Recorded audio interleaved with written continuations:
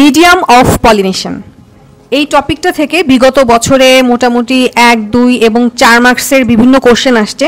Video লাস্টে আমি সেই কোশ্চেনগুলো তোমাদেরকে বলে দিব। এখন আমি টপিক নিয়ে ডিসকাশনে যাচ্ছি যে মিডিয়াম অফ পলিনেশন বলতে আসলে কি মিন করে। আচ্ছা, পলিনেশন ব্যাপারটা কি? পলিনেশনটা এক ফুলের যে পোলেন গ্রেইন সেটা অন্য একটা ফুলে গিয়ে যে পড়বে, তো এই প্রসেসটা যার মাধ্যমে হবে, এটা ইনসেক্ট হতে পারে, এয়ার হতে পারে, যে কোনো কিছু হতে পারে, তো তাদেরকে বলা হচ্ছে মেইনলি মিডিয়াম অফ পলিনেশন। তো এই মিডিয়াম অফ পলিনেশনের জন্য দেখা গেছে যে ফ্লাওয়ারের শেপ, একই ফ্লাওয়ার বিভিন্ন অঞ্চলে তোমার ডিফারেন্ট শেপের হতে পারে। এটা যাতে তারা মিডিয়ামটাকে ইউটিলাইজ করতে পারে সেই কারণে। এখন এই মিডিয়ামগুলোকে মোটামুটি 4 ভাগে ভাগ করা হয়। তো বইয়ের যে ডিটেলটা দেওয়া আছে সেখানে কিন্তু এরকম ভাগ করে দেওয়া নাই, আমি যেভাবে দিয়ে দিয়েছি। তো তোমরা ভিডিও লাস্টে একটা স্ক্রিনশট নিয়ে রাখতে পারো গুছিয়ে পড়ার জন্য আর কি। তো এদেরকে মিডিয়াম অফ পলিনেশনকে 4টা গ্রুপে ভাগ করা হয়। একটা insect pollinated flower, second air pollinated flower, then water pollinated flower, and lastly animal pollinated flowers. আচ্ছা, তো আমি সব অ্যান্সারগুলো ট্রাই করি যে একটু পয়েন্ট আউট করে লেখার, যাতে মুখস্থ করতে সুবিধা হয় আর কি।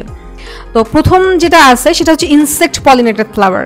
তো এটার প্রথম যে ছবিটা তোমরা দেখতে পাচ্ছ, একটা জবা ফুলের ছবি। তো এই জবা ফুলটা তোমরা যখন মুখস্থ করবা, এই জবা ফুলের ছবিটা মাথায় রাখবা সবসময়। আর আদার্স কিছু এক্সাম্পল আছে এখানে, পামকিন, মাস্টার্ড এটসেট্রা। তো ইনসেক্ট পলিনেটেড ফ্লাওয়ারগুলো সাধারণত সাইজ একটু বড় হয়, কালারফুল। এদের মধ্যে নেকটার গ্ল্যান্ড বা মধু গ্রন্থি বলে বাংলায়, সেটা থাকে। এদের মধ্যে সুঘ্রাণ আছে বা ফ্র্যাগনেন্স আছে। তারপরে এদের পোলেন গ্রেইন এবং স্টিগমাগুলো স্টিকি বা আঠালো টাইপসের হয়। দেন সেকেন্ডলি আছে এয়ার পলিনেটেড যে ফ্লাওয়ার, এটার এক্সাম্পল অরাইজা স্যাটিভা বা ধান। এই ফ্লাওয়ারগুলো খুবই ছোট, তারপরে লাইট ওয়েট, এবং এদের মধ্যে কোনো নেকটার গ্ল্যান্ড নাই। ধানের মধ্যে কোনো নেকটার গ্ল্যান্ড থাকে না, আমরা নর্মালিও হয়তো অনেকে জানি। আর এই ধান ফুল বা এই এয়ার পলিনেটেড যারা আছে তাদের মধ্যে কোনো ফ্র্যাগনেন্স বা সুগ্রাণ থাকে না। এদের স্টিগমাগুলো স্টিকি হয়, ব্রাঞ্চ হয়, অনেক সময় ফেদারি হয়। তো ফেদার মানে কি? আমরা ওই যে যখন র্যাকেট খেলি ফেদার ব্যবহার করি না, মানে পালকযুক্ত টাইপসের আর কি। তো এরকম ফেদারি টাইপসের হয়। আর এদের পোলেন গ্রেইনগুলো খুব ইজিলি এয়ারের মাধ্যমে এক জায়গা থেকে অন্য জায়গায় উড়ে যেতে পারে। দেন থার্ডলি আছে ওয়াটার পলিনেটেড ফ্লাওয়ার। এটার এক্সাম্পল হিসেবে আছে শাপলা ফুল। এর আদার ফিচারগুলো ফুলগুলো ছোট হয় এবং খুবই লাইট ওয়েটের হয়, হালকা ওয়েটের। সাধারণত কোনো সুঘ্রাণ বা ফ্র্যাগরেন্স থাকে না। শাপলা ফুল অবশ্যই তুমি কোনো ঘ্রাণ পাবা না। তারপর ফ্লাওয়ারগুলো খুব ইজিলি পানির মধ্যে ভাসতে পারে। তারপর এদের যে পেটিওল বা বৃন্ত যেটা বলে, ফুলের নিচে যে বোটাটা থাকে, ফিমেল ফ্লাওয়ারের ক্ষেত্রে সেটা খুবই লম্বা হয়, আর মেল ফ্লাওয়ারের ক্ষেত্রে সেটা সাধারণত খুবই শর্ট হয়ে থাকে। আর ম্যাচিওর যে মেল ফ্লাওয়ারগুলো, এইগুলো পেটিওল থেকে ডিটাচ হয়, পানির মধ্যে ভাসতে থাকে, এবং যখন তারা ফিমেল ফ্লাওয়ারের কাছে আসে তখন পলিনেশন হয়। ওকে, তো এই পয়েন্টগুলো তোমরা একটা ভিজুয়ালাইজেশনের মাধ্যমে মনে রাখার চেষ্টা করবা, যে ইনসিডেন্টটা বললাম সেটা দিয়ে।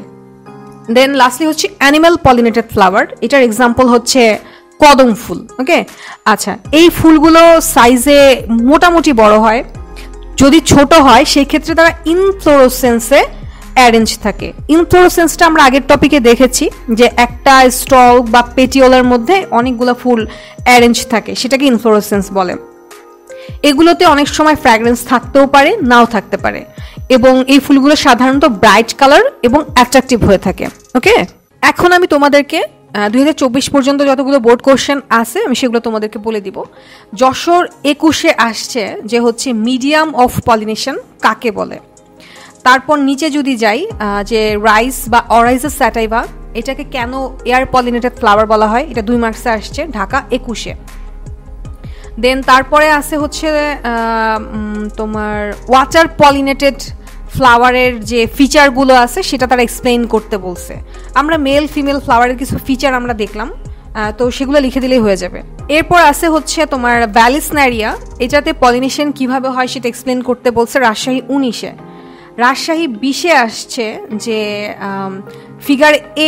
ফিগার এ দিয়ে তারা জানতে চাইছে যে এ বা ফ্লাওয়ারের মধ্যে পলিনেশনের যে ভ্যারাইটিস আছে সেটা এক্সপ্লেন করতে বলছে। সো তোমার বিভিন্ন টাইপসের যে আমরা মিডিয়াম অফ পলিনেশনগুলো দেখলাম সেগুলো মেইনলি এখানে এক্সপ্লেন করতে হবে। তারপরে বরিশাল 20-এও এরকম সেম একটা কোশ্চেন আসছে যে সি পার্ট বা এই যে ফ্লাওয়ারের ভ্যারিয়েশনের বা বিভিন্ন ধরনের ফ্লাওয়ারের কারণে তোমার বিভিন্ন টাইপের যে পলিনেশন হয় সেইটা এক্সপ্লেন তারা করতে বলছে। তো এই মোটামুটি 1, 2 এবং 4 মার্কসের কোশ্চেন বিগত বছরগুলোতে, এগুলো তোমরা ভালো করে বোর্ড থেকে মুখস্থ করে নিবা। তোমরা এই ভিডিওটার স্ক্রিনশট নিয়ে রাখতে পারো। এখানে আমার টোটাল যে স্লাইডটা সেটা একসাথে আমি মানে স্ক্রিন ক্যাপচার করেছি তোমাদের জন্য। তো প্রয়োজনে তোমরা স্ক্রিনশট নিয়ে রাখো যাতে হচ্ছে তোমরা বইয়ের ইনফরমেশনগুলো পয়েন্ট আকারে মেমোরাইজ করতে পারো আর কি। এখানে মোটামুটি বইয়ের সব ইনফরমেশনই আমি পয়েন্ট আকারে গুছিয়ে লিখছি। ধন্যবাদ সবাইকে।